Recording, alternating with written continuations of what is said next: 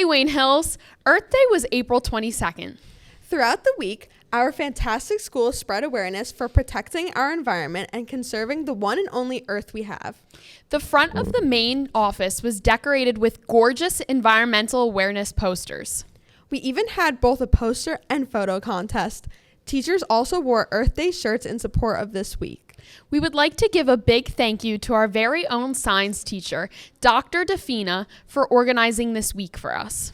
Let's hear a little bit more about Environmental Week from Dr. Defina himself. I've been doing this a long time. Actually, before I came to Wayne Hills, I used to run an environmental day in my former high school in Brooklyn, where the environment was a little bit less, let's call it, friendly to the humans than it is out here in nature land of New Jersey, the Garden State. But when I came here in 1998, I kind of brought the Environmental Day with me and expanded it to Environmental Awareness Week. And this is now 26 years later.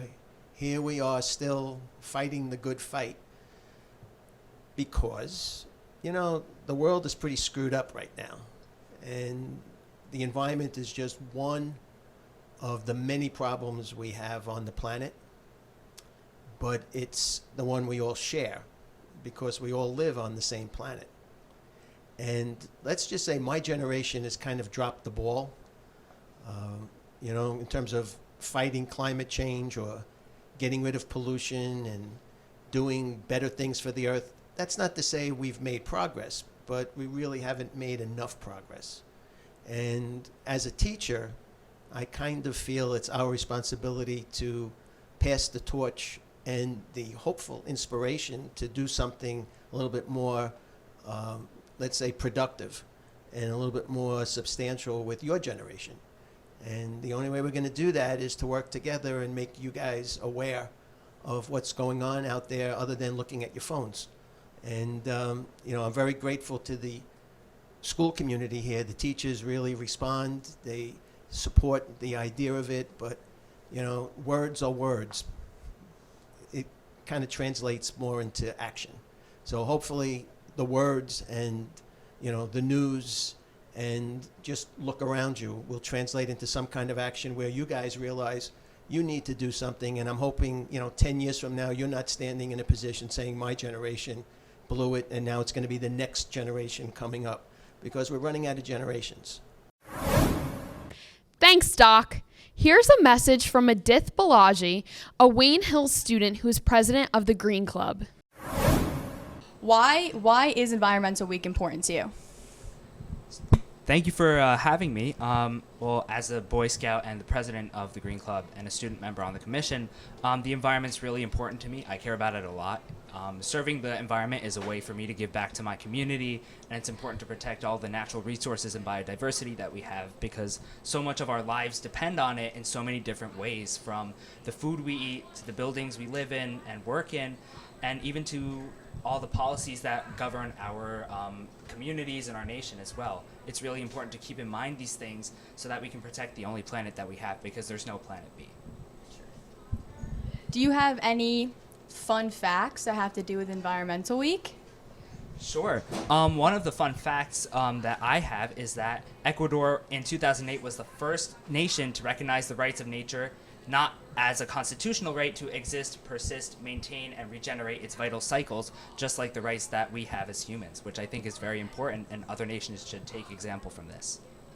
Well, thank you. I couldn't agree more with Edith. Ava, what do you do to help the environment?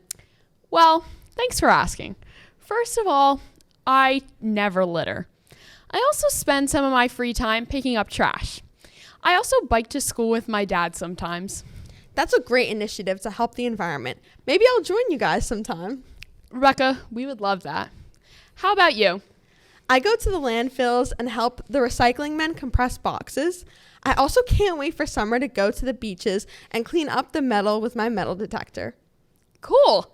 What about you, Mr. Hit? Well, I guess the biggest thing that I do on a daily basis that just seems like part of my routine is making sure that I'm recycling and throwing things out in the proper receptacles.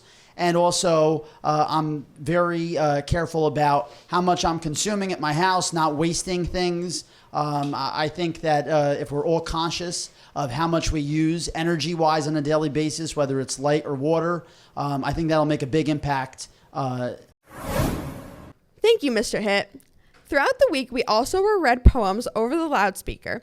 Thank you to Mr. Summers for putting them together. Let's hear one of our favorite poems from this week. This poem is called Nothing Gold Can Stay by Robert Frost.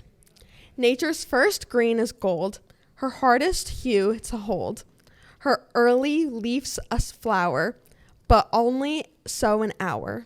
Then the leaf subsides to leaf, so Eden sank to grief. So dawn goes down to day, nothing gold can stay. Wow, that was a powerful poem. Well, that will do it for our recap of Environmental Week here at Wayne Hills. We hope you enjoyed. So long, friends.